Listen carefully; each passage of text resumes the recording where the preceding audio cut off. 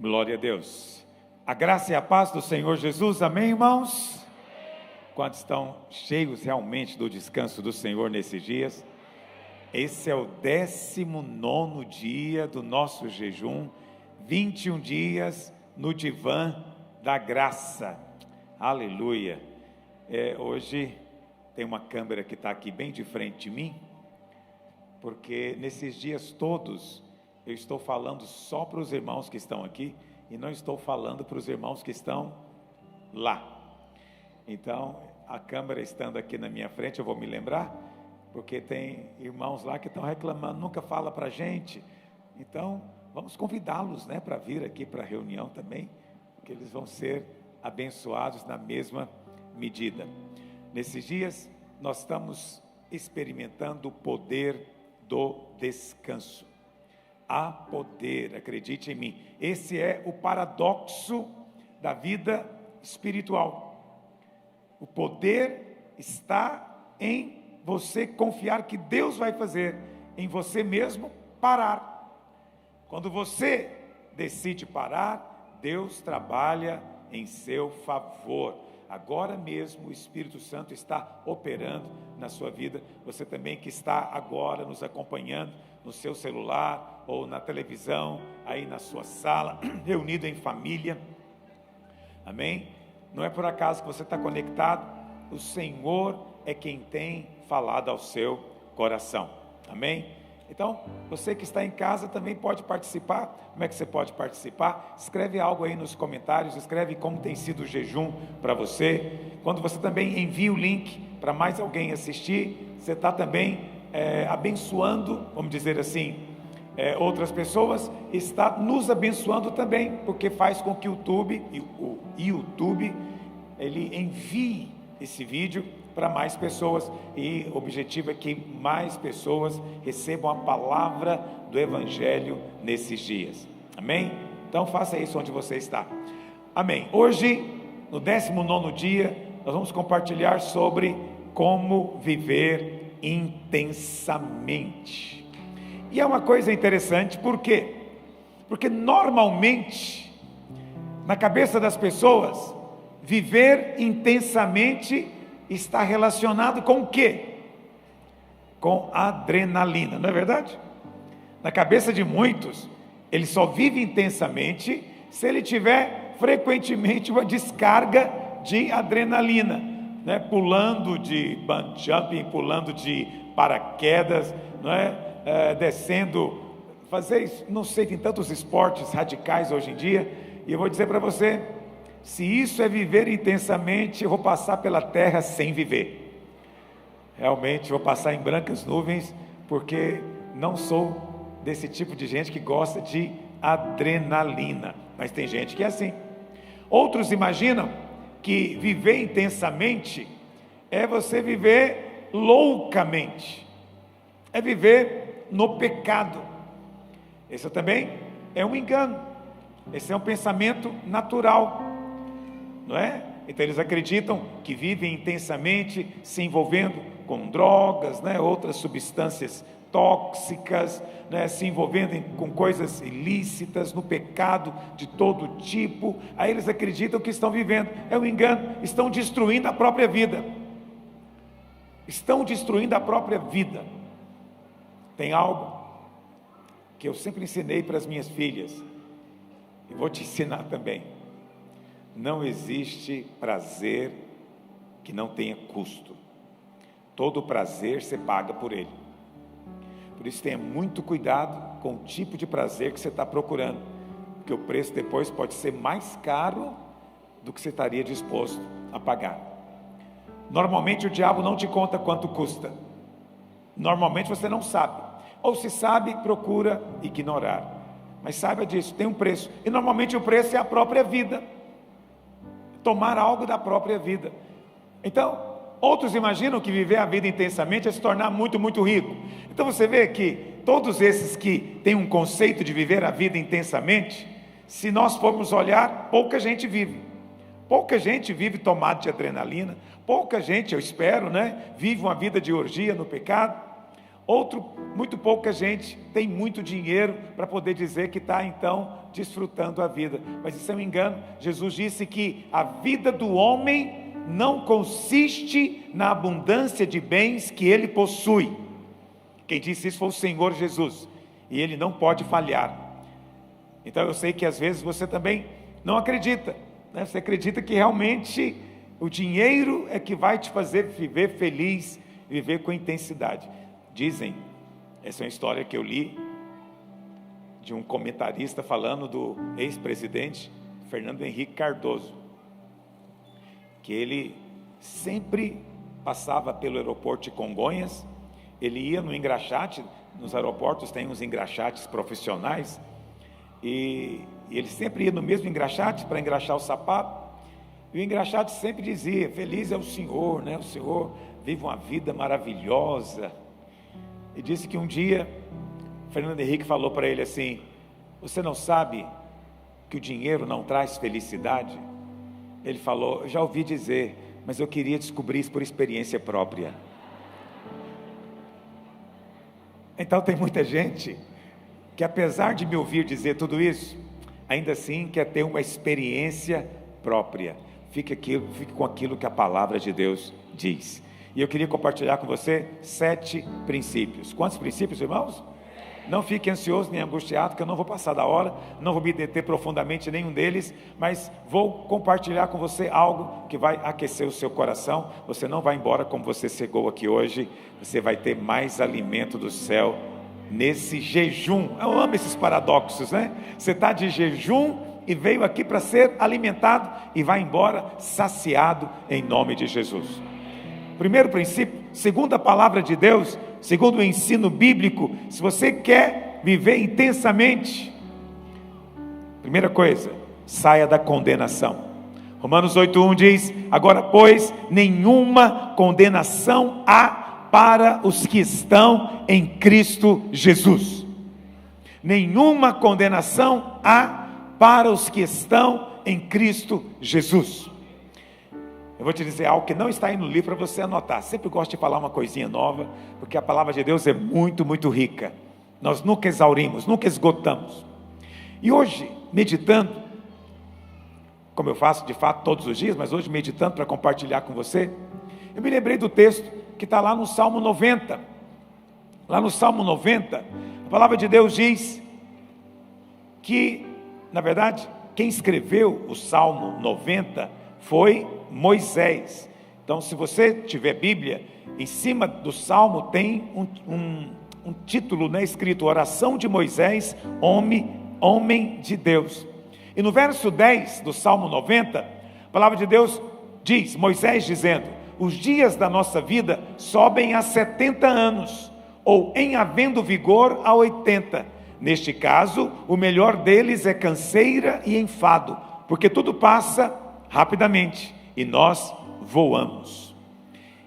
E eu li esse versículo e o Senhor me fez lembrar do Salmo seguinte. E é muito interessante porque o Salmo seguinte não diz quem escreveu, ninguém sabe quem escreveu. Os rabinos judeus, eles têm uma maneira de lidar com isso. Eles sempre dizem assim: se o Salmo que você está lendo não diz quem é o autor, então o autor é o do Salmo anterior. Então muitos rabinos ensinam que o autor do Salmo 91 é também Moisés, que escreveu o Salmo 90. E presta atenção, Moisés no Salmo 90 diz que a vida do homem é 70 anos. 70 anos. Eu acho pouco. Ninguém disse amém. Mas que amém mais assim, ofegante. Não, Deus tem para você mais do que isso e com qualidade de vida. Você não vai viver 70 anos entrevado, não. Doente, nada disso. Você vai viver mais de 70 anos desfrutando de vida abundante. Mas no Salmo 91, no último versículo, Salmo 91, acho que é o verso 16, diz que a bênção para quem descansa à sombra do Onipotente, que é o verso primeiro, não é? O que habita no esconderijo do Altíssimo, descansa na sombra do Onipotente. A Bíblia diz que a bênção para ele, no verso 16, é: saciá-lo-ei com longevidade. Saciá-lo-ei. Isso aqui está um português bem rebuscado, mas em português mais coloquial está escrito assim: eu vou dar para ele, ou vou saciá-lo com uma longa vida. Longevidade significa longa vida. Pastor, quanto que é uma longa vida? Quanto que é uma longa vida? O texto diz: o tanto que você fica saciado. Quem vai dizer então o tamanho? É você. Quanto é que você chega ao ponto e diz: estou satisfeito, já estou pronto, posso partir, já estou farto de dias, para usar uma expressão bíblica. Então no Salmo 90, lá fala de 70, mas no Salmo 91 fala que Deus quer te saciar. E aí, meditando, o Espírito Santo falou no meu coração. O Senhor falou para mim: lembra em que contexto foi escrito. Lembra quando Moisés escreveu. Aí o Senhor me lembrou que o povo, quando chegou em Cades Barneia, não creu que ia entrar em Canaã. E Deus falou o quê? Não vai entrar ninguém, não vai entrar ninguém, só Josué e Caleb. E eles ficaram perambulando no deserto, ficaram dando voltas no deserto, até morrerem. E o Senhor me disse: eles viveram 40 anos debaixo da condenação de Deus. Deus disse: não vai entrar. Isso é condenação. E o Senhor me disse: quando alguém vive debaixo de condenação, ele vive menos. Mas quando você descansa na sombra do Senhor, Ele vai te saciar com longa vida. Eu amo a palavra de Deus, porque tudo é perfeito. O que o diabo mais procura fazer com os crentes, nas igrejas por aí, legalistas? Fazer com que ele viva debaixo de uma sensação de ira de Deus. O tempo inteiro ele sente que está mal com Deus. Eu não estou bem com Deus, Deus está chateado, Deus está irado, a qualquer momento pode vir o castigo, a praga. Ele vive o tempo inteiro dessa maneira, porque até quando ele acha que está bom, ele treme por dentro, porque pode ser que não esteja tão bom assim. Até quando ele acha que está sendo fiel, o diabo diz: não foi fiel o suficiente. Então ele está sempre na expectativa da ira. É como o povo de Israel no deserto, eles estão andando sabendo que nunca vão chegar.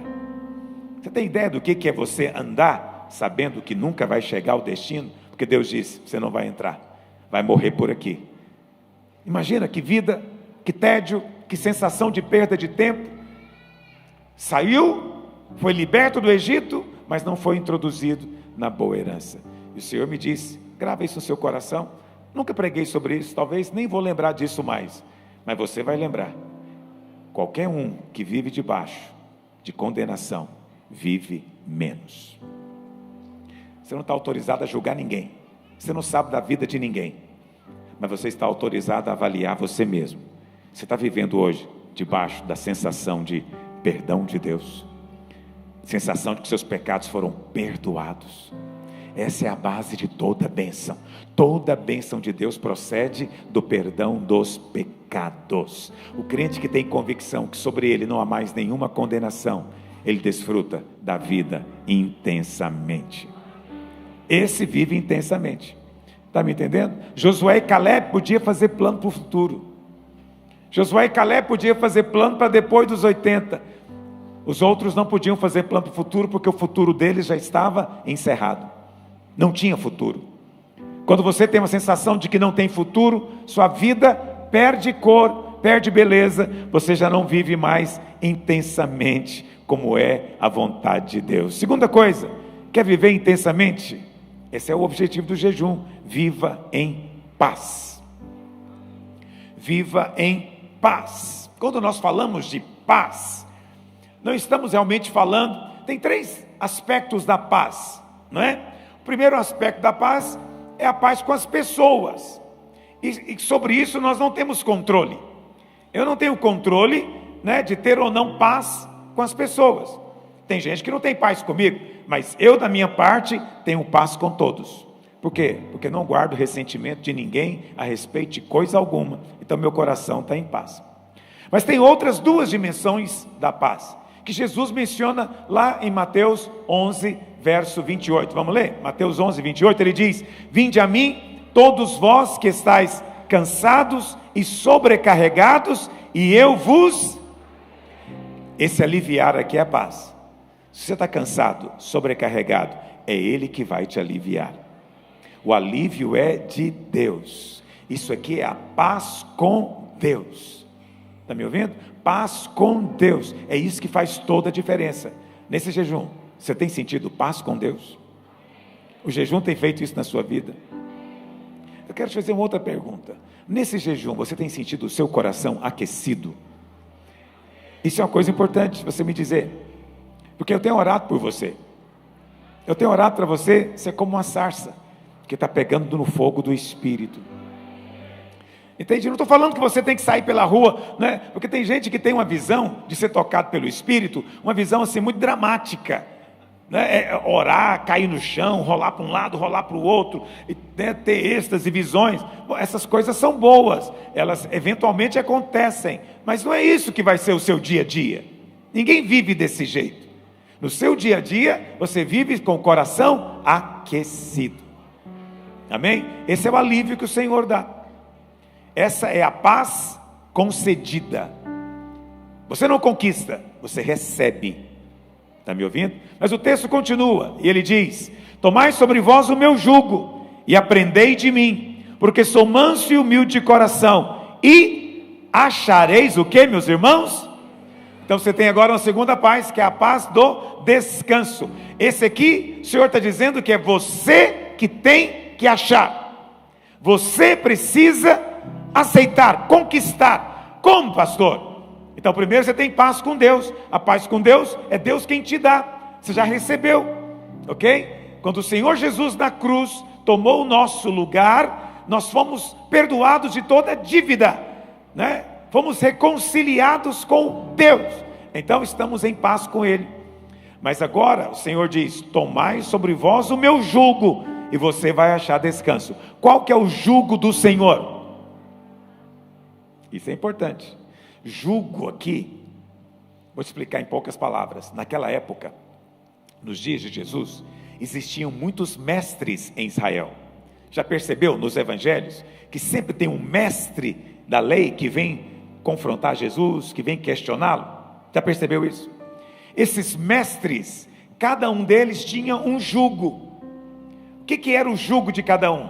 Era a interpretação que cada um fazia da lei. E quanto mais severo e pesado era o jugo de um mestre, mais ele era tido como um cara santo, sério, piedoso, de Deus. Era assim nos dias de Jesus. Você já viu que é a mesma coisa hoje? Quem é o pastor sério para você? É aquele que tem um jugo pesado. Quando você encontra um pastor severo, austero, né? Você fala: esse aqui é de Deus, esse aqui é bom. Também era assim nos dias de Jesus. Aí o Senhor pega e fala: eu também tenho um jugo, e o meu jugo é leve. O meu jugo é leve, suave. E ele então recomenda: tome sobre você o meu jugo. Aleluia. As pessoas vão desenvolvendo coisas, não é? Proibições, né? Para dizer que elas têm uma vida mais santa. Mas o Senhor Jesus não.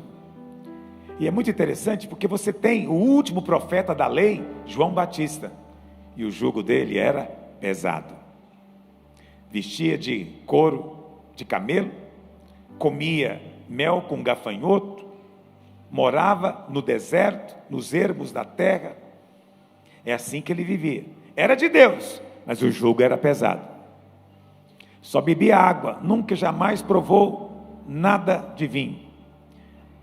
Nunca foi numa festa. Era muito, muito austero. Mas aí chegou Jesus. O fardo dele é leve. O fardo dele é leve. Como é que você acha que era o rosto de Jesus? Alegre. Por que você diz isso, pastor? Porque precisava dos discípulos afastar as crianças. Eles tinham que enxotar, brigar com as crianças, porque elas queriam ficar em cima de Jesus. Você já viu criança em cima de gente austera. Elas correm. Criança não é boba, ela sabe com quem ela pode brincar. Ela sabe o colo que ela pode pular em cima. E elas pulavam em Jesus. Entendeu? Jesus foi numa festa de casamento, certamente dançou com a noiva. E quando acabou o vinho, ele falou: não, a festa está muito cedo para acabar.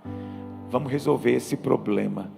O primeiro milagre do Senhor não foi para levantar um paralítico, ressuscitar um morto, mudar a vida de alguém. Não, foi salvar uma festa. Não é maravilhoso isso?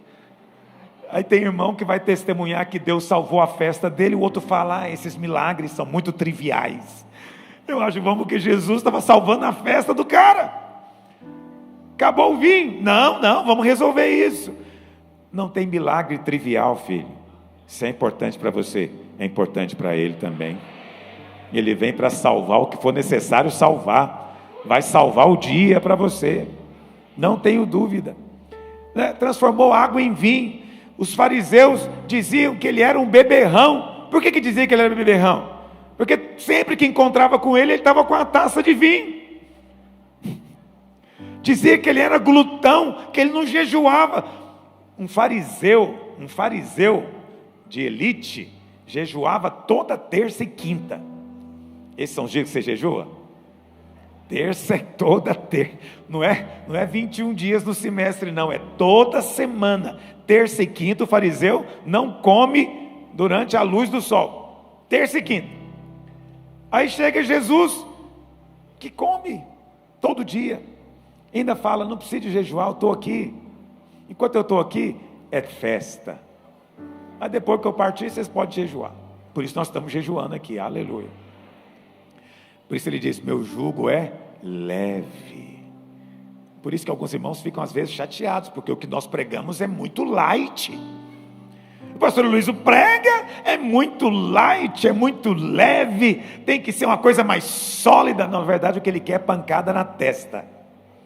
Entendeu? Já viu aqueles irmãos que vão para o culto, ouvir o pastor bater nele, e ele fala o quê? Bate, papai. Já viram aqui?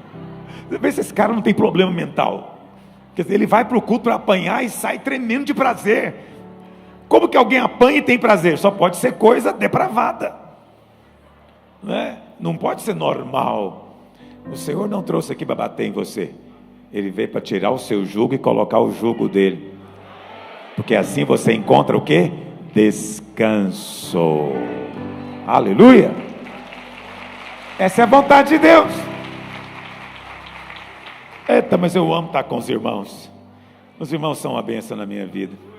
Terceira coisa, você quer viver intensamente? Então vai juntando. Eu estou sem condenação e agora eu estou em paz. Tirou o jugo da lei foi tirado, e eu agora tenho o jugo da graça, o jugo de Cristo.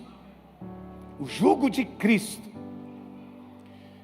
já é uma sensação maravilhosa. Agora vem uma terceira coisa para você viver mais plenamente: tenha boas expectativas do futuro. Entende? Um crente saudável, que vive intensamente na presença de Deus, ele tem expectativas boas do futuro. A palavra no grego é elpis,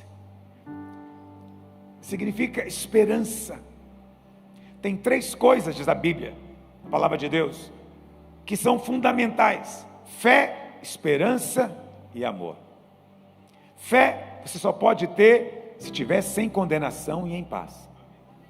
Mas a esperança está ligada com o amor. O amor de quem? O amor de Deus. E lá vai eu dizer de novo que você é amado. Eu tenho irmão que fica chateado. Teve um irmão que saiu da nossa igreja, porque ele me falou assim: todo domingo eu vou lá para ouvir que Jesus me ama. Jesus te ama, Jesus te ama. Eu quero ouvir algo novo. Um novo mandamento vos dou. Lembra de João? João só falava disso. O apóstolo João só falava disso. E o cidadão quer ouvir outra coisa. Eu não posso fazer nada. Porque quem não fica feliz de saber que é amado, lá vem eu também falar de novo da doença mental. Tem um problema. Porque não tem nada melhor na vida do que ter alguém gostando da gente. É verdade ou não é? Tem algo melhor, irmãs, Vou perguntar, as irmãs estão comigo. Você saber que tem um rapaz que fica o dia inteiro pensando em você, não te dá assim um negócio? Isso aconteceu com você? Aconteceu comigo. Uma certa mulher apaixonou por mim uma vez. Naquela época não existia celular, né? Ela me ligava. Estava pensando em você. Eu falei, nossa, 3 horas da tarde, nesse solão quente. Não tem nada melhor do que alguém pensar na gente o dia inteiro. E depois, quando te encontra, fala, que saudade. Mas a gente estava junto ontem. Para mim foi uma eternidade. Não é maravilhoso isso? Vamos ser francos, não tem nada melhor. Aí o cara fala que ele quer uma coisa nova. Dá um tapa na testa desse cidadão. Não tem nada que substitui isso não, amigo. Por isso que entra geração, sai geração. Os filmes terminam com casamento. Por quê? Porque amar e ser amado ainda é a melhor coisa da vida. Sentir que alguém gosta da gente, mesmo que a gente sabe que ele está exagerando, que ele está fantasiando, que eu não sou tudo aquilo, mas ainda assim é bom ouvir. Você é maravilhoso, fala aleluia. Você sabe que não é, mas está bom, pode falar mais. O que mais você tem para dizer? E eu vim aqui te dizer que tem alguém que é apaixonado por você permanentemente. Mas não é qualquer amor não. Lá em João 17, 23, projeta para mim. Jesus disse assim, isso aqui é na oração, ele está orando ao Pai. Eu neles e tu em mim, a fim de que sejam aperfeiçoados na unidade, para que o mundo conheça que tu me enviaste e os amaste. O mundo tem que saber 2 coisas. Jesus está dizendo aqui. Quais são as 2 coisas que o mundo tem que saber? Que Cristo foi enviado. Ele desceu do céu. Ninguém subiu ao céu senão aquele que desceu de lá. Cristo desceu do céu. Ele não surgiu no ventre de Maria. Maria foi o instrumento que Deus usou para ele vir para este mundo. Mas ele desceu do céu. Ele criou Maria. Tem uma canção, eu gosto muito dessa canção, não é uma canção que é muito popular no meio evangélico, mas é uma canção em inglês que chama Mary Did You Know? Depois você procura na internet. Eles não estão me pagando nada para divulgar. Mary Did You Know? Eu amo o texto. É uma poesia, uma música bonita que diz assim, Mary, está falando de Maria. Maria, você sabia que esse que você está amamentando foi que criou você? Você sabia que quando você ensina ele a andar, ele na verdade vai andar sobre as águas? Maria, você sabia que quando você está ensinando ele a falar, ele na verdade é o verbo de Deus que se fez gente? Maria, você sabia que esse que você está acalentando depois vai redimir você mesma? É lindo isso. É um Deus muito humilde. É um Deus tão humilde que se fez bebê no colo de uma mulher. Aprendeu. Deus tem que aprender alguma coisa? Mas ele teve que aprender a andar, aprender a falar. É muita humildade. Jesus então foi enviado. Mas tem uma segunda coisa. O que mais? Que tu me enviaste. Volta para o verso 23, não muda não. Que tu me enviaste e os amaste. 2 coisas. Tem que saber que Cristo foi enviado e tem que saber que Deus ama você. É João 3,16. Deus amou o mundo de tal maneira. Mas olha, que tal maneira é essa? Como e os amaste, como também amaste a... Presta atenção, quando você lê isso aqui em português, não tem o mesmo peso que tem no grego. Entendeu? Essa palavra como aqui no grego, não é um como qualquer. Significa justamente como. Exatamente como. Então, traduzindo, talvez na minha opinião, mais precisamente, ele diria da seguinte maneira: para que o mundo conheça que tu me enviaste e os amaste, exatamente como amaste a mim. Isso significa que o Pai ama você do mesmo jeito que Ele ama a Cristo. Como é que Ele ama a Cristo? Não sei te dizer. Quem sou eu para falar? Eu não tenho a capacidade, a retórica, eu não consigo ser tão profundo para chegar nem na superfície disso. Talvez algum dia na eternidade vamos ter a percepção completa.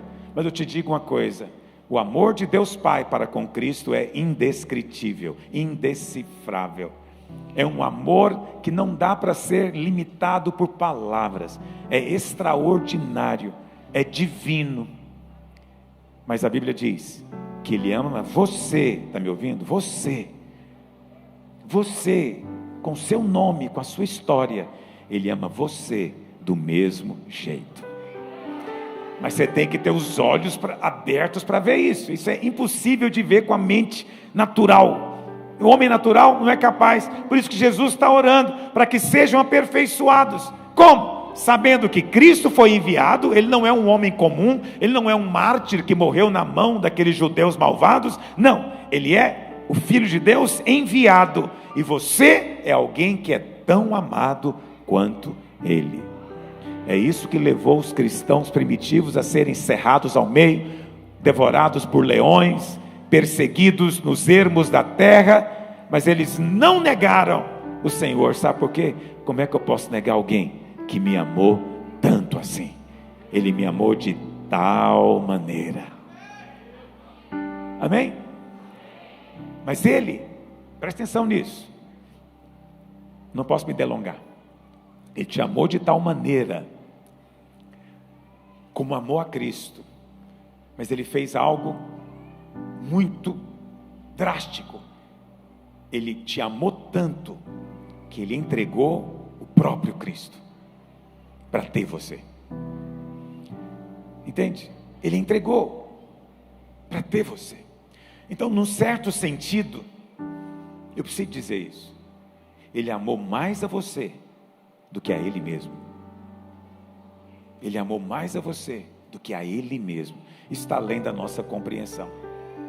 Não quero ficar me delongando com você e aprofundando nisso. Eu só quero que o seu coração seja confirmado. E quando Ele nos entrega Cristo, tem a grande troca do Calvário. Aquele que não conheceu o pecado, Deus o fez pecado por mim, para que nele eu fosse feito justiça de Deus. Essa é a grande troca. Preste atenção. Cristo recebeu o que eu merecia, para que hoje você receba o que Ele merece. Está me ouvindo? Não fique olhando para o quanto você merece. Você não merece nada, mas Cristo merece tudo. Está me ouvindo? Ele levou o que você merecia, para que hoje você receba o que Ele merece. Legalmente, graciosamente. Então, quando você for orar, pede o que Cristo merece, mas você tem que crer nisso. Isso não pode ser só uma afirmação bonita, não, isso é uma verdade estonteante, indescritível, é um negócio sensacional, mas é a mensagem do Evangelho. Nada é mais profundo do que o Evangelho, nada é mais fascinante do que o Evangelho. E se você estiver compreendendo, mesmo que seja um pouquinho, o seu coração é conquistado, atraído. Você não consegue ficar mais sem ouvir o Evangelho. Ao contrário desse irmãozinho que foi embora porque queria ouvir outra coisa, quando você entende, é o contrário, você não quer ouvir outra coisa. Parece que as outras coisas ficaram irrelevantes, sem importância. Nada se compara ao amor de Deus por você. Aleluia. Quarta coisa, já falei, mas rejeita todo merecimento. Essa é uma das coisas que trazem mais infelicidade na vida das pessoas e as impede de viver plenamente. Por quê? Quem está cheio de merecimento nunca desfruta do que Deus dá, porque ele está sempre achando que merecia algo melhor. Está ouvindo o que eu estou dizendo? Ah, minha mulher é uma bênção, mas eu acho que eu mereci algo melhor. Você não fala, você só pensa. E aí você reclama. Eu mereci um marido melhor, eu mereci um filho melhor. Você sabe, eu merecia um clima melhor. Por que essa cidade é tão quente? Aí eu merecia que não tivesse chovendo hoje. Aí eu merecia que hoje tivesse chovendo. Aí o que eu merecia? Você quer saber o que você merece? Só perceber do que você reclama. Reclamação é o oposto de louvor. Você louva quando reconhece que recebeu algo que não merecia. Você reclama quando você sabe que não recebeu algo que você acha que merecia. Não é um mero jogo de palavras, é a história. E aí, quando você acha que merecia uma casa melhor, não desfruta da que tem. Quando acha que merecia um carro melhor, não desfruta do que tem. Quando acha que merecia uma cidade melhor, com políticos melhores, um governo melhor, um clima melhor, não desfruta da cidade que tem. Está me entendendo? É assim que o diabo rouba a sua vida.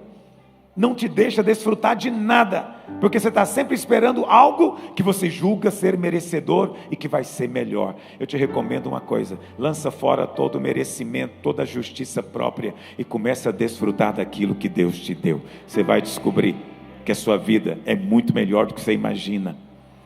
Então eu nunca fico olhando para o lado. Essa é a minha mulher, é a mulher que Deus me deu, então eu desfruto dela. A minha casa, o meu carro é o que Deus me deu, eu me alegro nele. Essa é a cidade.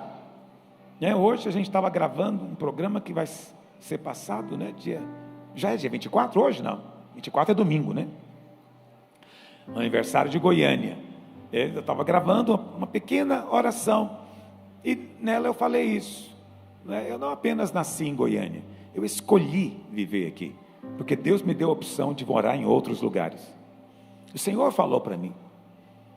E quando eu digo para os pastores que eu moro aqui por um chamado, eles acham estranho, porque eu nasci aqui, Então muita gente faz as coisas porque não tem opção. Eu tive opção, escolhi morar aqui, então eu não reclamo daqui, eu desfruto daqui, porque é aqui que Deus me colocou. Pode ser que Ele me tire daqui a algum tempo.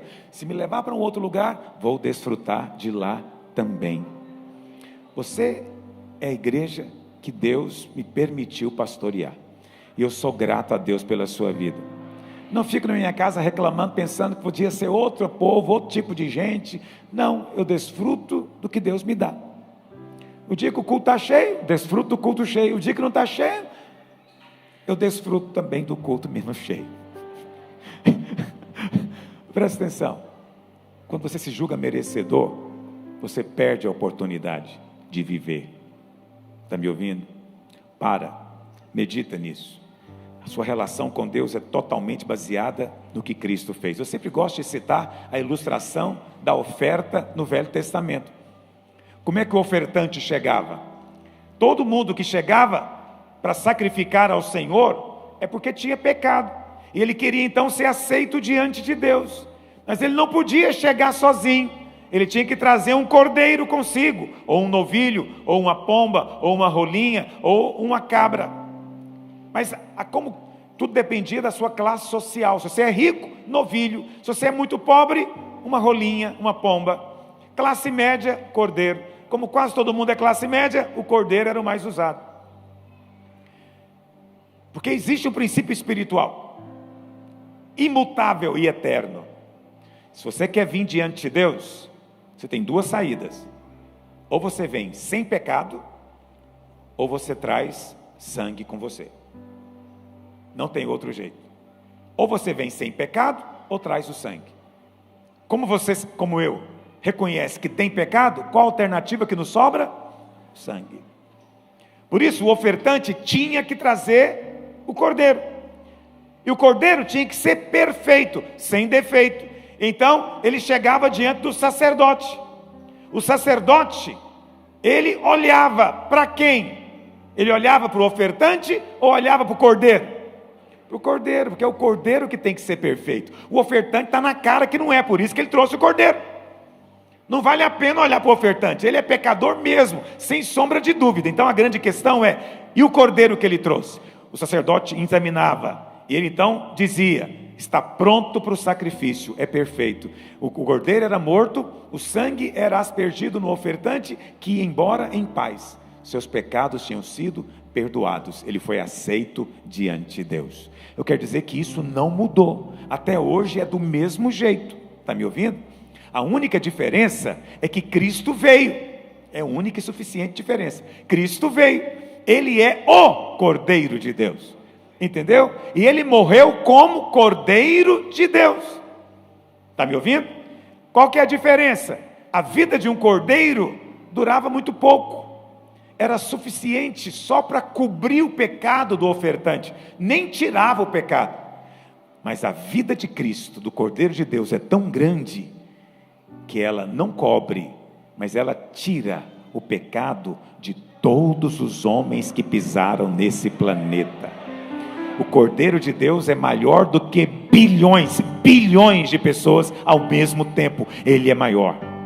Então não tem que matar mais nenhum cordeiro, não tem que sacrificar mais ninguém, mas precisa de continuar trazendo o cordeiro. Quem é o cordeiro? Cristo. Quando você chega diante de Deus, você fala: Pai, eu estou aqui em nome de Jesus, Ele é a minha oferta, Ele é o meu cordeiro. Se Ele é aceito, eu sou aceito. Se Ele é amado, eu sou amado. Se Ele é santo, eu sou santo. Tudo que diz respeito a Ele, diz respeito a mim. E o Pai olha e aceita o cordeiro. Ao aceitar o cordeiro, Ele aceita você também. Não tem nada a ver com você. Então não venha para o culto pensando: será que eu estou em condições? Será que eu sou digno de erguer a mão no louvor? Sim, porque o diabo fala para alguns: quem é você para erguer a mão no louvor, pecadora?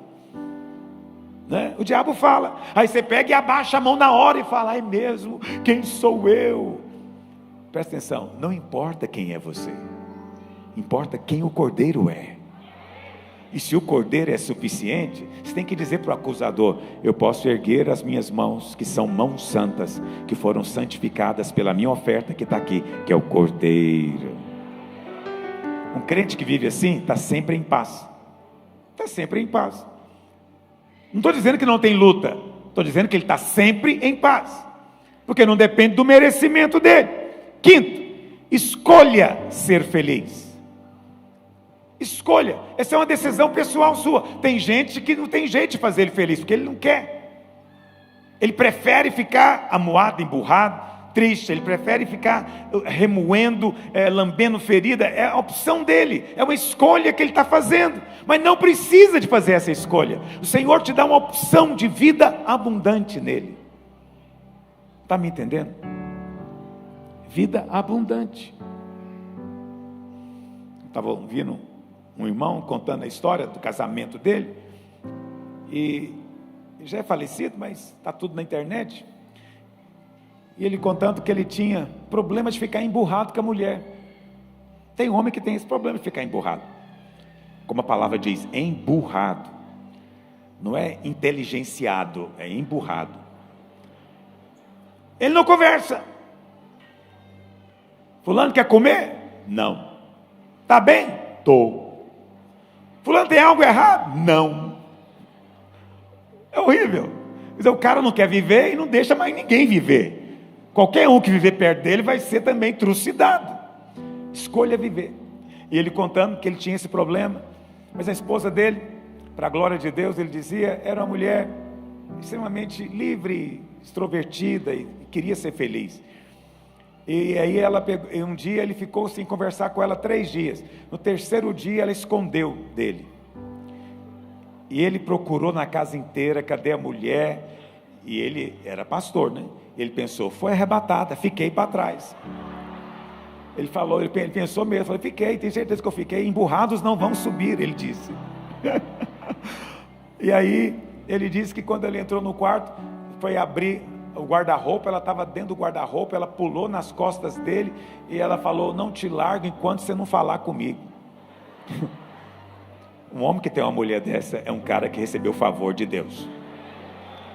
Ele recebeu um favor enorme de Deus, né? Você não pode ser assim, não quer falar não? Não quer falar não? Então também não falo com você, aí fica tudo ruim, aí azeda pra caramba a história toda, né? Ela não, pulou nas costas dele, agarrou ela com um gancho de perna e falou, não te largo enquanto você não falar comigo. E ele disse que não aguentou, começou a rir, e aí o resto é love story. Não vou ficar te contando. Olha para cá. Estado de humor, você escolhe. De vez em quando eu escolho ficar bravo. Acredite em mim, Mas eu desescolho também, rapidinho. Eu não sou desse, que eu tô com raiva, eu tenho que agora manter a cara assim por muito tempo. Então tem gente que às vezes acha que eu sou até meio anormal, porque eu sou capaz de brigar com o Francisco Vasco ali, e chegar aqui e estou contando uma piada para ele. Ele me olha e fala, peraí, ele está com raiva, está contando piada, o que está acontecendo? Porque é uma escolha. É uma escolha. Pastor, tem hora de ficar com raiva? Tem. Gente madura sabe que tem certas coisas que não pode ser com um sorriso, tem que ser com a cara amarrada. Tem ou não tem, irmãs? Tem, as irmãs sabem o que eu estou dizendo. Tem coisa que tem que ser na severidade, mas outras não. Aí você tem que ter discernimento. Eu me lembro uma vez, muitos anos atrás, não é? Estava na minha casa discutindo com a minha esposa, uma coisa raríssima aconteceu nesse dia, nem sei porquê. Discutindo com ela. Ela não tem culpa nenhuma, eu sou responsável por tudo. Olha para cá. Discutindo, e eu bravo com ela, e ela brava comigo, porque essa mulher, ela não tem sangue de barata. Eu descobri isso há 30 anos atrás, olha para cá. E aí, o que aconteceu? A campainha tocou. Sabe quem tinha chegado? Pastora Dalva. Tinha chegado. E aí, você vai atender a porta? Você está com raiva aqui. Na hora que você abre a porta, oi, pastora Dalva, que alegria vê-la, entra por favor. A minha mulher veio lá da sala, hipócrita, rindo. Dalva, mas que bom que você está aqui. Aquele dia, eu descobri algo. A gente escolhe o humor da gente. Você escolhe. E daquele dia em diante, eu comecei a me disciplinar. Não foi 2 dias, nem 3 dias, confesso. Está me ouvindo? Mas quando você entende que você escolhe o seu humor, você escolhe estar feliz. Eu tenho optado por sempre estar feliz. E não acredito que outros tenham o poder de tirar meu humor. Não tem, ninguém tem esse poder. Só se eu der para ele o poder. E eu não dou. Não dou. Por mais que está todo mundo, naqueles momentos que está todo mundo bravo, é que eu gosto de ser do contra. Aeroporto, não deu conexão. Aí você vê aquele pessoal bem vestido, arrumadinho, com perfume Chanel, mas é uma cobra.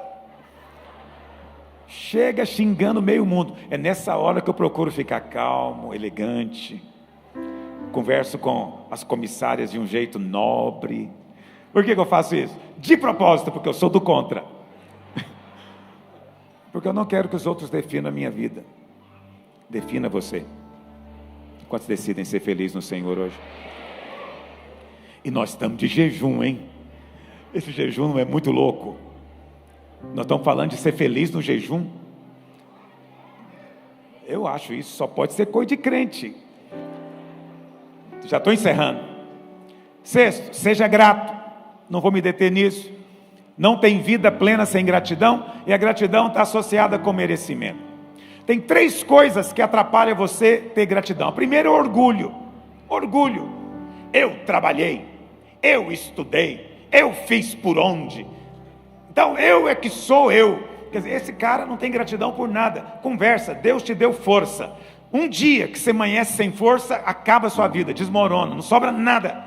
É Deus que te dá força. Você acorda de manhã cheio de energia, olha para o céu, meu amigo. Nunca pense que foi o seu braço que fez. Quantos dizem amém? Segunda coisa, que é um veneno para a gratidão, é a tal da reclamação. Eu já falei dela quando falei do merecimento. Quem reclama, na verdade, está dizendo que merece as coisas. E todo mundo que merece as coisas vai reclamar, porque ele nunca tem o que ele acha que merece, porque ele só merece coisas extraordinárias. Entendeu o que eu estou dizendo? Ele não merece nem estar no corpo que ele tem. Ele reclama do próprio corpo. E a terceira coisa que realmente é um veneno para a gratidão é a familiaridade. A Bíblia fala, eu não sei a referência, está lá em Provérbios, se o Rigonato que é bom para achar, pode achar para mim. Diz que a alma farta pisa os favos de mel. Eu gosto desse versículo. A alma farta pisa favos de mel. Teve um dia, sim? Provérbios 27, 7. Pode projetar. Olha para cá. Teve um dia que uma família de Americana em São Paulo, veio parar aqui no culto de manhã, viajaram a noite inteira, acho que era mais do que uma família, eram umas 10 pessoas, eles ficaram bem aqui na frente, e a irmã que lidera o grupo, ela tem um grupo de WhatsApp com 700 pessoas, são vários grupos, né, que todo domingo ela envia a nossa ministração aqui de Goiânia, mas ela não nos conhecia, e veio nos conhecer, e aí no meio da pregação, eu apresentei eles, ela pegou e levantou, não sei quantos se lembram, estavam aqui, e ela gritou bem alto, vocês não sabem o que vocês têm aqui. Eu falei, fala mais, Jesus, que esse povo, porque ela não está familiarizada com esse tipo de palavra, não está familiarizada com esse tipo de comida, aí ela fica deslumbrada, entende? Eu adoro falar para quem não me conhece, adoro ouvir aquela expressão, nunca ouvi isso, o que é isso que você está falando? Eu falo, pois é, eu não falei nada ainda. Vamos ser francos, não é maravilhoso isso? Maravilhoso, porque não está familiarizado. Agora, tem irmão que está comigo aqui, tem mais, a videira tem 20 e poucos anos, mas tem irmão que está aqui comigo desde 88, 33 anos me ouvindo, o cara sabe até quantas vezes eu preguei cada sermão. Teve um que mandou uma mensagem esse tempo atrás, que eu preguei uma palavra aqui, que é pregada no encontro, que é do amor de Deus. Ele falou, as 4 dimensões do amor de Deus. Ele falou, você pregou isso dia 13 de março de 2002, 15 de junho de 2005, 2003, está tudo anotado na minha agenda com a data. Vê se não é chato, vê se esse cara não é chato, entendeu? Ele está familiarizado, já acostumou, glória a Deus pela vida dele. Não fique tão familiarizado ao ponto de não ser grato por aquilo que Deus tem dado para você. Você está tão acostumado com o seu marido, que você não dá o devido valor que deveria dar.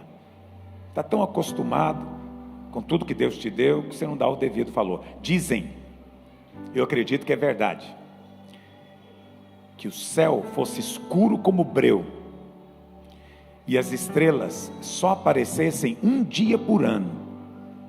Nesse dia, todo mundo ia parar, ia ter um evento, todo mundo deitado no chão, só para ver estrela a noite inteira. Mas como tem todo dia, você nem lembra que existe estrela, não é verdade? Eu não estou sugerindo que você tem que todo dia ficar olhando para a estrela, é só uma ilustração, para te mostrar o ponto. Familiaridade tira a gratidão, porque diminui o desfrute. Quantos estão entendendo o que eu estou dizendo? Por isso, vou te contar um princípio bíblico, amoroso, mas verdadeiro. A cura mais rápida para a ingratidão é a perda. É a cura mais rápida. Só ameaçar de perder, que o valor volta de novo. Quem tem ouvidos, ouça. E por último, você quer viver intensamente? Desfruta do Senhor. No final das contas, Ele é o nosso prazer, Ele é a nossa alegria, Ele é o nosso descanso, Ele é a nossa justiça, Ele próprio é a nossa paz, Ele é tudo em todos. Deus não nos dá coisas, Deus nos dá Ele mesmo, em Cristo, por meio de Cristo, tudo procede dEle. Está me ouvindo? Quando você entende isso, você aprende a desfrutar. E quando você faz dele seu alvo, sua felicidade, seu prazer, sua vida transborda. Por isso é tão importante você participar de culto. As pessoas diminuem. Crente gosta muito de culto. Se tem uma coisa que crente gosta, é de fazer culto. Já viram gente zombando disso?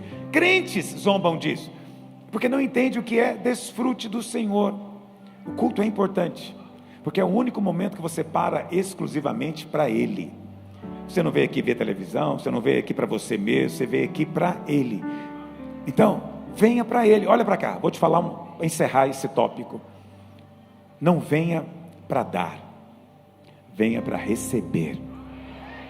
Está me ouvindo? Só pode desfrutar quem reconhece que não é e não tem.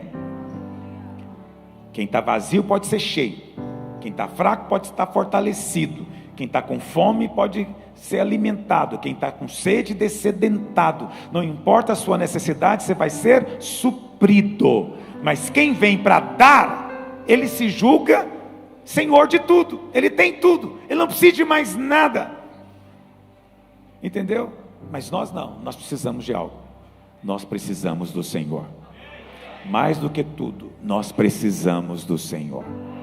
Quando dizem amém? Antes de participar da mesa do Senhor, eu quero falar algo para você. Quero falar principalmente para quem está em casa.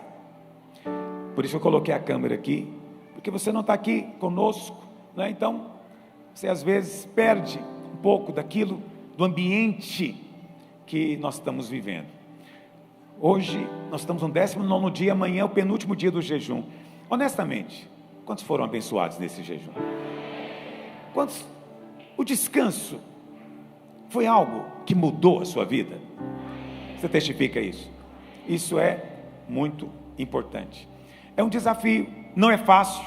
Jejum não é fácil, não é algo comum, entendeu? Mas eu vou dizer para você, olha para cá. O ministério de Jesus começou depois de um jejum. Você entende isso? Então, ouça o que eu vou te dizer.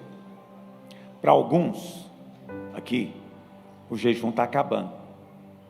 É o fim de algo. Aleluia, amém.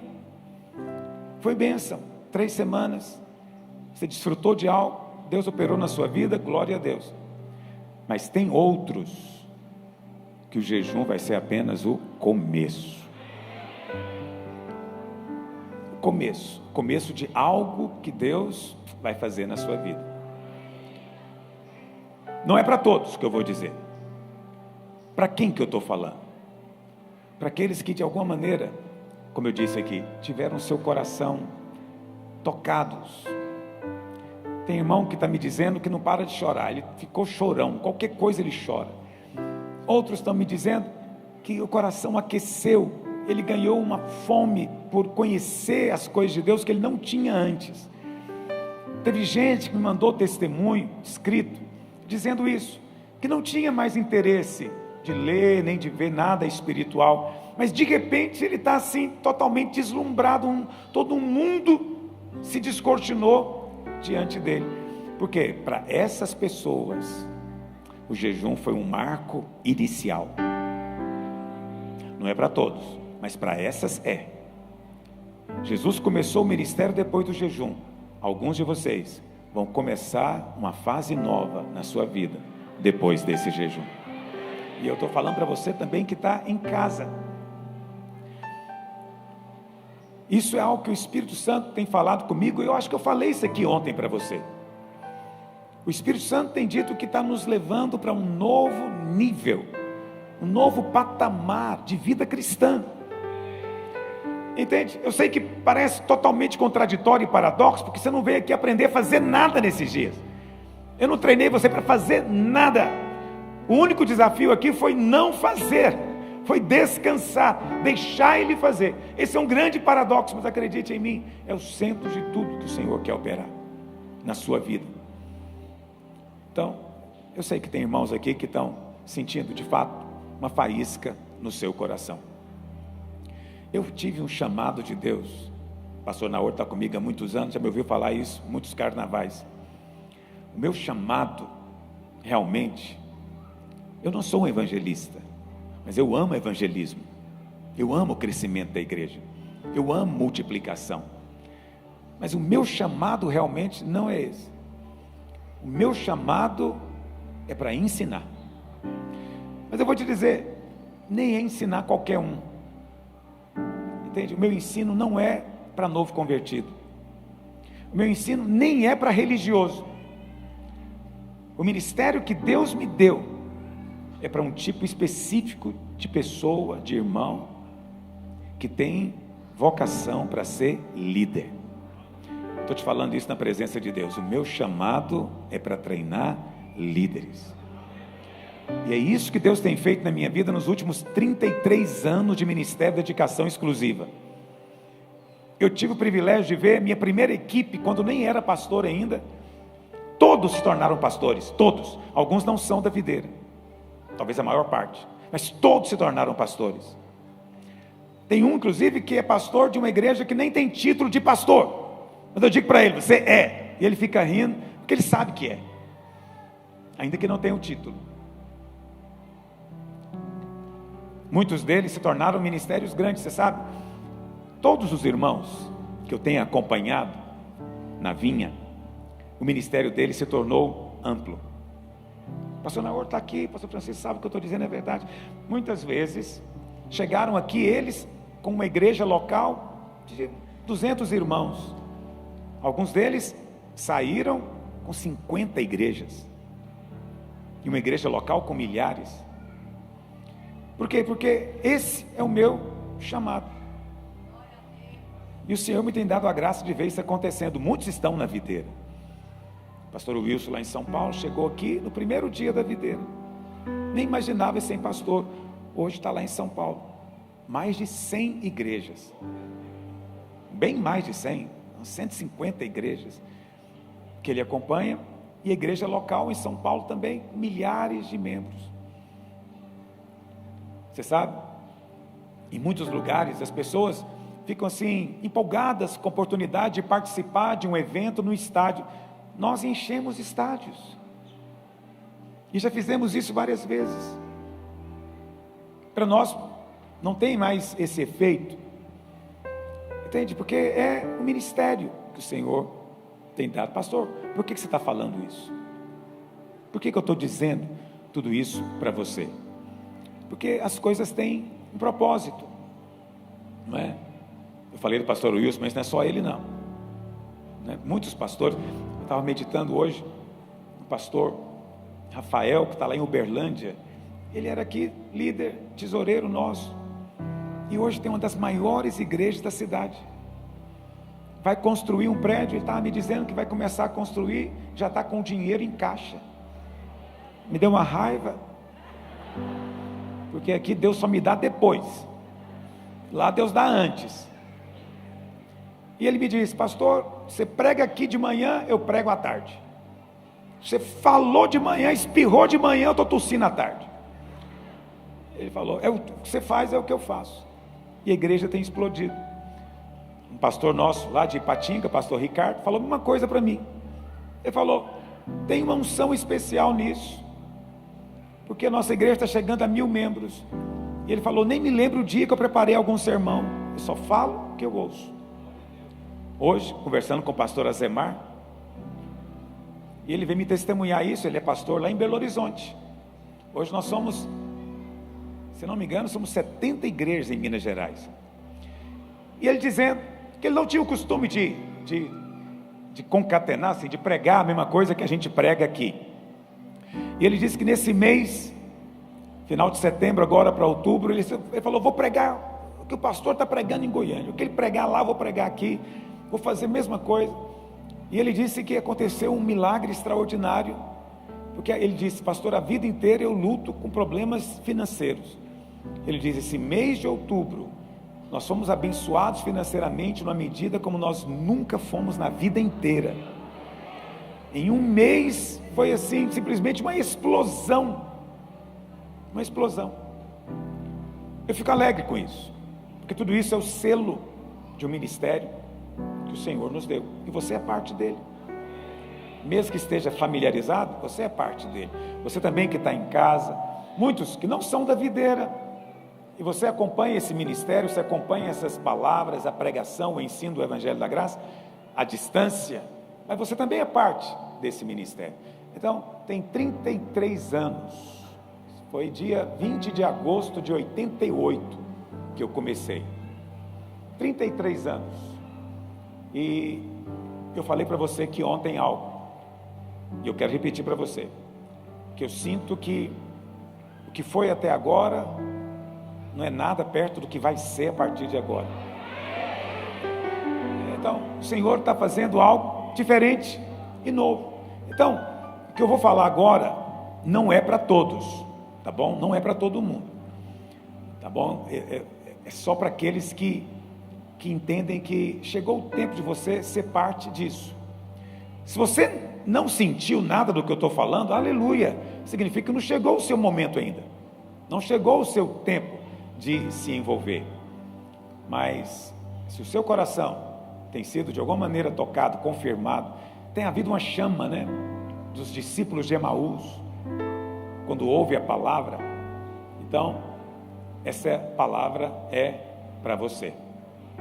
Você que já compreendeu que o jejum é um novo começo na sua vida. Quando eu falei isso, seu coração explodiu, porque é verdade. Então, presta atenção, porque é com você que eu estou falando, os demais não é para você. Então escuta o que eu vou te dizer agora, ok? O jejum foi só o começo. Você está entrando num tempo agora em que você vai ser formado por Deus para desenvolver um ministério, um chamado.